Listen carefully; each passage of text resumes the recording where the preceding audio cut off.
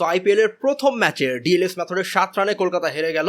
But খুবই unfortunate ব্যাপার হচ্ছে যে কলকাতার ব্যাটিং খুবই ল্যাকলাস্টার মনে হয়েছে, স্পেশালি টপ অর্ডারের। রাসেল নামার আগ পর্যন্ত কখনোই মনে হয় নাই যে আসলে কলকাতা এই ম্যাচটা জিতলেও জিততে পারে, বিকজ টপ অর্ডারের যে ব্যাটসম্যানগুলো ছিল 191 রান চেস করতে গিয়ে যেই ইন্টেন্সিটি নিয়ে বা যেই স্ট্রাইক রেট বজায় রেখে খেলা উচিত, ওই জিনিসটা আমরা কারোর মধ্যে থেকে ওরকমভাবে পাই নাই। নীতিশ রানা ট্রাইড, বাট শেষ পর্যন্ত কোপ আপ করতে পারেন নাই।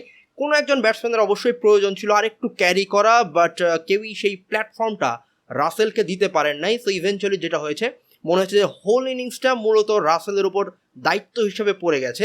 ইউজুয়ালি আমরা দেখতে পাই যে রাসেল খুবই ভালো ফিনিশ করে থাকে, বাট প্রবলেম যেটা হয়েছে, তাকে অলমোস্ট ইনিংসটাকে ক্যারি করার দায়িত্বটাও নিতে হয়েছে। অর্ধেক ওভার চলে যাওয়ার আগেই তাকে ক্রিজে আসতে হয়েছে, একটা বড় অ্যামাউন্টের রান তাকে কাভার করে যেতে হয়েছে। So that was the problem. And at the same time আমি যেটা বলবো যে ওই পার্টিকুলার মোমেন্টে মোমেন্টামের একটা ব্যাপার ছিল, যে বৃষ্টি যেহেতু নেমে এসছে, সো ওই জিনিসটা পাঞ্জাবের পক্ষে একটা বড় রকমের অ্যাডভান্টেজ প্লে করেছে। এই অর্থেই যে যেহেতু বৃষ্টি হচ্ছে, বোঝাই যাচ্ছে যে কোনো মোমেন্টে খেলা বন্ধ হয়ে যাবে। So they needed wicket, and at the same time যদি রাসেলকে টার্গেট করা যায়, দ্যাট উইল বি বেটার। তো তারা যে কাজটা করেছে, স্যাম কারানকে তারা বোলিংয়ে নিয়ে এসছে।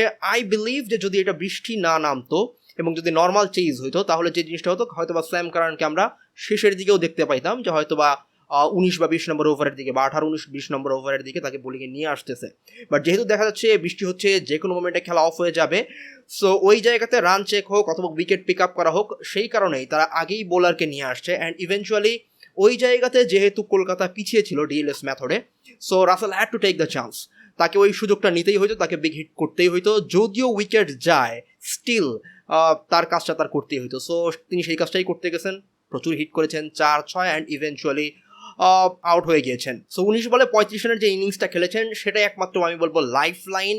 Apart from that, whole batting line আপটা আমার কাছে খুবই ল্যাকলাস্টার মনে হয়েছে, যেটা শুরু থেকেই বললাম, যে টপ অর্ডার থেকে ঠিক ওই সাপোর্টটা পাওয়া যায় নাই, যেই জিনিসটা মনে হচ্ছে লং টার্মে বা এই হোল সিজনে কলকাতাকে হয়তো বা সাফার করাবে। গুরবাজ শুরুতে বেশ ভালোই অ্যাগ্রেশন দেখালো, শেষ পর্যন্ত 22 রানে তার ইনিংস থেমে গিয়েছে। অ্যান্ড অন্যদিকে নীতিশ রানার কথা বলছিলাম, তিনি 17 বলে 24 করেছেন, স্টার্টেড রিয়েলি ওয়েল। আরেকটু ক্যারি করতে পারলে অবশ্যই রাসেলের উপর প্রেশারটা কম পড়তো। অ্যান্ড সাবস্টিটিউট প্লেয়ার হিসাবে, ইম্প্যাক্ট প্লেয়ার হিসাবে আয়ার নেমে এসছেন। আয়ারের জন্য সিচুয়েশন নিঃসন্দেহে ট্রিকি ছিল, বিকজ বেশ কয়েকটা উইকেট পড়ে গিয়েছে। সো একই সাথে তাকে উইকেটটাও সেভ করতে হচ্ছে, অ্যান্ড খুব বেশি অ্যাগ্রেসিভও হতে পারছেন না, বিকজ তাকে ওই ব্যালেন্সটা মেনটেন করতে হয়েছে। সো ইভেনচুয়ালি যে ব্যাপারটা হচ্ছে, তিনি 34 রান করতে 28টা বল কিন্তু খরচ করে ফেলেছেন। ওই জায়গাতে তিনি যদি আরেকটু সাপোর্ট দিতে পারতেন রাসেলকে, আরেকটু যদি রান রেটের প্রেশারটা স্লো করে দিতে পারতেন, situation could have been better. But আমি যেটা বললাম, যে টপ অর্ডার অ্যাকচুয়ালি ফেইল্ড ওই জায়গাতে, কেউই আসলে ইনিংসটাকে ক্যারি করতে পারে নাই। আদর্শ যে প্ল্যাটফর্ম রাসেলকে দেয়া, যে লাস্ট হয়তো বা 60 বা 70 রান প্রয়োজন, অ্যান্ড ওই জায়গাতে যদি ম্যাচটা নিয়ে আসতে পারতো, আমার মনে হয় যে রাসেল হয়তো বা ফিনিশ করলেও করতে পারতো। বাট রেসপন্সিবিলিটি বা ডিপেন্ডেন্সটা আমার মনে হচ্ছে একটু বেশি হয়ে গিয়েছে। অ্যান্ড অন্যদিকে অবশ্যই পাঞ্জাবকে ক্রেডিট দিতে হয়, স্পেশালি আর্শদীপ বোল্ড ব্রিলিয়ান্টলি 3 ওভারে জাস্ট 19 রান দিয়ে 3টে উইকেট পিক আপ করে নিয়েছে। I mean, he change the momentum several time, বেশ কয়েকবার মোমেন্টাম বিল্ড হচ্ছে, বাট তিনি উইকেটটা রাইট টাইমে পিক করেছেন, and that work beautifully for Punjab. And at the same time আমি যেটা বলবো, যে দুই টিমের ব্যাটিংয়ের কথাও যদি বলি, মোহালির পিচ আমরা জানি রান হবে। ইনফ্যাক্ট যখন কলকাতার কোচ কথা বলছিলেন, স্টিল হি ওয়াজ সেইং যে যদি 180 হয়, 200 হয়, that's not out of the reach, বা 200 নিচে থাকলেই সেই জিনিসটা আসলে চেজিংয়ের জন্য সুইটেবল হওয়া উচিত। ইনফ্যাক্ট পাঞ্জাবের ব্যাটসম্যানরা যখন ব্যাটিং করতেছিল, যথেষ্ট পরিমাণে মনে হচ্ছিল যে বল ব্যাটে আসতেছে, it's quite easy to bat on. তাদের ব্যাটসম্যানরা কিন্তু খুব সহজে নেগোশিয়েট করতেছিল। বা যদি আমরা কলকাতার বোলিংও দেখি, apart from Umesh and Varun, no one actually stood up, কেউই খুব ভালো রকমের ইম্প্যাক্ট ক্রিয়েট করতে পারে নাই।